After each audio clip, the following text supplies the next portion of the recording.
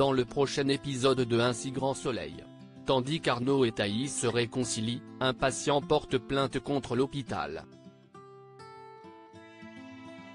Attention, les paragraphes qui suivent contiennent des spoilers sur l'épisode d'Un si grand soleil diffusé lundi soir sur France 2. Si vous ne voulez rien savoir, ne lisez pas ce qui suit. Mardi 14 mai dans Un si grand soleil. Un nouvel élément incrimine Arnaud et Thaïs ont passé la nuit ensemble. Bien qu'il ait passé un moment très agréable, le jeune homme assure n'avoir aucune envie de s'engager dans une relation sérieuse.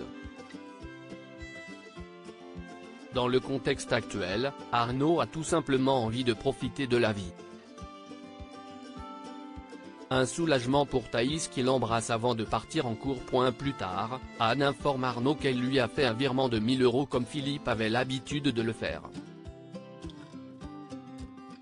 Convaincu qu'elle essaie de l'acheter, Arnaud lui rappelle alors que cet argent est aussi le sien.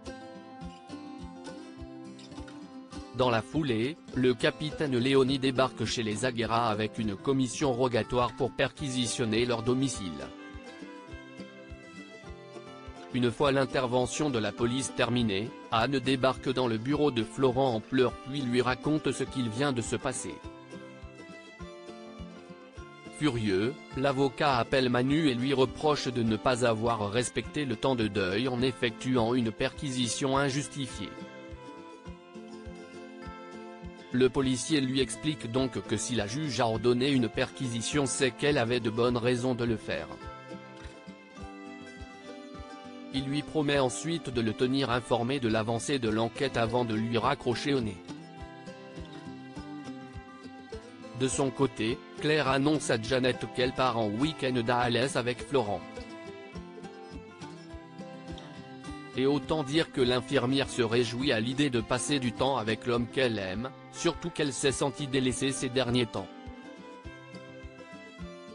Au commissariat, Manu découvre un mail écrit par Philippe la veille de sa mort destiné à son notaire. Dans celui-ci, le défunt envisageait de déshériter sa femme et de faire de son fils son seul héritier. Comme le mail n'a jamais été envoyé, le capitaine Léonie soupçonne Anna d'avoir voulu éliminer son mari pour toucher l'héritage. Berthier et Nathalie font plus ample connaissance. On profite du petit déjeuner pour questionner sa mère sur le repas désastreux de la veille. Si l'adolescente estime que sa sœur devrait cesser de lui en vouloir et passer à autre chose, Nathalie comprend quant à elle la réaction de sa fille.